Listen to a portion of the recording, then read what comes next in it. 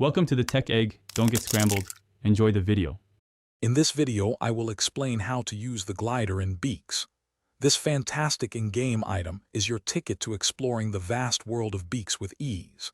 It's designed to help you navigate challenging terrains and reach high or low areas that are difficult to access on foot.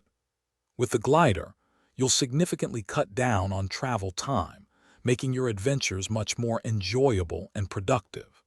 Let's dive into how you can get your hands on one and start flying. Acquiring your very own glider is straightforward. You'll need 2,500 in-game cash to make the purchase. Head over to the Pinewood River area, which is nestled within the larger Mountain Beaks region. To get there, start from Beakwoods, jump down the ditch, and take the left path towards Mountain Beaks. Continue straight, traverse up the path, and look for a banner. Keep going, take a left stony path, and walk through some bushes past Axel the camper to reach the river, where the glider awaits. Once you've successfully purchased your glider, using it is quite simple. Begin by dragging the glider from your inventory to your hotbar.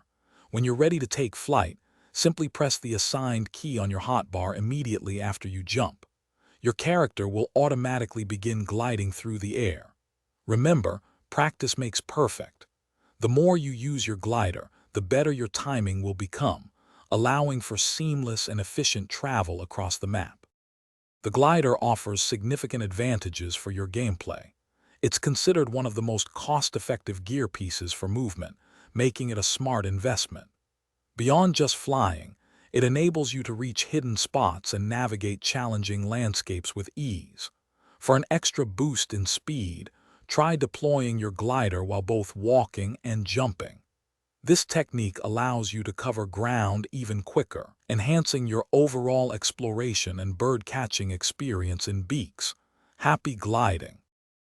Thanks for watching. Consider subscribing if I helped unscramble your problems.